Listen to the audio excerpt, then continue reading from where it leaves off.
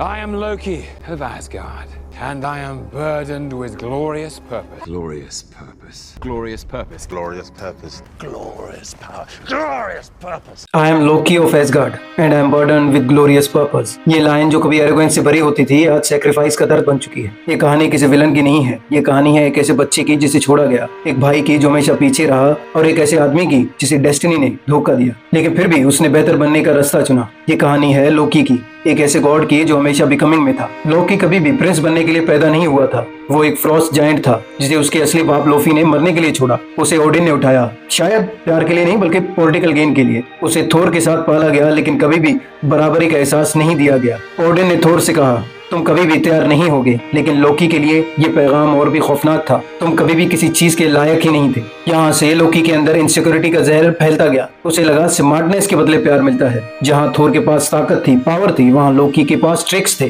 थोर 2011 में जब उसे पता चलता है कि वो ओडिन का बेटा ही नहीं है बल्कि एक अडॉप्टेड एनिमी है, उसकी दुनिया टूट जाती है। तो वो कहता है, so I am no more than another stolen relic. ये लफ्ज उसके अंदर की आइडेंटिटी क्राइसिस को दिखाते हैं। लोकी इविल नहीं होता, वो ब्रोकन हो जाता है। उसकी हर चाल, हर इल्यूजन एक क्राई फॉर हेल्प बन जाता है। उसे एसगार्ड पे रूल करना नहीं था बल्कि रिकग्निशन चाहिए थी, एक एहसास कि मैं भी कुछ हूँ, आई एम समथिंग। फिर आता है द अवेंजर्स 2012 जिसमें लोकी अपने डार्केस्ट वर्जन में नजर आता है। लेकिन क्या वो वाकई उसका असली रूप होता है? खैर वो थेनोस के कंट्रोल में था और माइंड स्टोन के इन्फ्लुएंस में था। उसकी आंखों में ठंडक थी लेकिन खालीपन भी था। फ्रीडम इज लाइफ्स ग्रेट लाई। ये लफ्ज एक ऐसे शख्स के हैं जो कभी भी फ्री नहीं था। वो द अवेंजर्स में ज्यादा क्यूटिक नहीं लगता बल्कि ऐसा लगता है कि वो कुछ प्रूव करना चाहता है कि वो भी मैटर करता है। थोर द डार्क वर्ल्ड में जब फ्रीगा मर जाती है वो पहली दफा होता है जब लोकी का रियल ग्रीफ सामने आता है। वो जोक्स के पीछे सब कुछ छुपाता है लेकिन अंदर से वो भी टूट जाता है जब उसकी माँ फ्रीगा मर जाती है। जब वो थोर के साथ मिलकर लड़ता है वो असल होता है, वो रियल होता है। उसका फेक डेथ भी दुख देता है क्योंकि अब वो सिर्फ विलन नहीं रहा बल्कि एक ब्रोकन सन बन गया है। फिर आता है थोर रैग्नारोक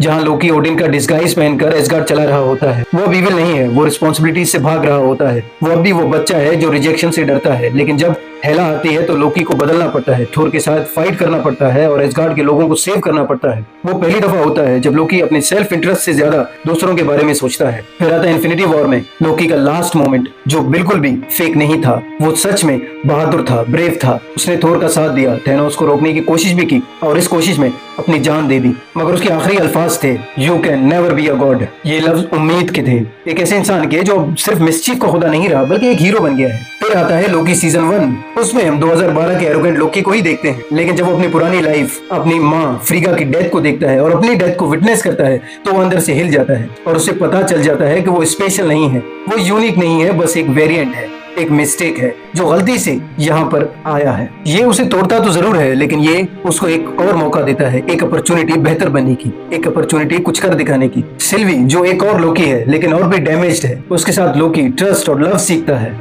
लेकिन जब सिल्वी उसे बेट्रे करती है तो लोकी उस रात में वाकई खाली महसूस करता है। जब उसे वो छोड़कर चली जाती है तो वो अपने सबसे बड़े डर का सामना करता है, अकेला रहना। You can not trust and I can not be trusted. दोनों एक दूसरे का मिरर हैं, दोनों एक दूसरे के रिफ्लेक्शन है और कर्स भी हैं। लेकिन इस दुख में लोकी और कुछ भी सीखता है, being good is a choice even when you are broken. फिर आता है लोकी सीजन 2 जिसमें हम लोकी को फुली इवॉल्व देखते हैं। वो अब पावर के पीछे नहीं है बल्कि मीनिंग के पीछे भागता है। वो टाइमलाइंस को बचाना चाहता है, लोगों को प्रोटेक्ट करना चाहता है, अपने फ्रेंड्स को सेव रखना चाहता है। और जब सब कुछ टूट रहा होता है वो एक फाइनल चॉइस करता है और अपने सबसे बड़े डर का सामना करके उसे एक्सेप्ट करता है। वो अलोन रहना चूज करता है, हर टाइमलाइन को अपने हाथों से पकड़ता है और मल्टीवर्स का नया गॉड बन जाता है। लोग उसे ग्लोरी की तरह देखते हैं लेकिन ये ग्लोरी नहीं है बल्कि एक सेक्रीफाइस है। अगर हम लोकी की स्टोरी को देखें तो वो एक अनएक्सपेक्टेड हीरो है। विलन से हीरो तक का सफर, chaos से पर्पस तक का रास्ता। बर्डन विद ग्लोरियस पर्पस अब एक जोक नहीं है बल्कि वो उसका सच है, ट्रुथ है। लोकी अच्छा इसलिए नहीं बना कि लोगों ने उसे माफ किया बल्कि वो इसलिए अच्छा बना क्योंकि उसने खुद को माफ किया। वो सिर्फ अब मिस्चिफ का गॉड नहीं रहा, वो है god of sacrifice, god of change, god of stories. Loki की स्टोरी लिखने के लिए राइटर्स को मैं सलाम करता हूँ, उनकी रिस्पेक्ट करता हूँ कि कैसे एक विलन को 2 ही सीजन में आप मार्वल के सबसे ग्रेटेस्ट हीरो के कंपैरिजन में खड़ा करते हो। अगर लोकी अब तुम्हारा भी हीरो है तो कमेंट में लोकी जरूर लिखें।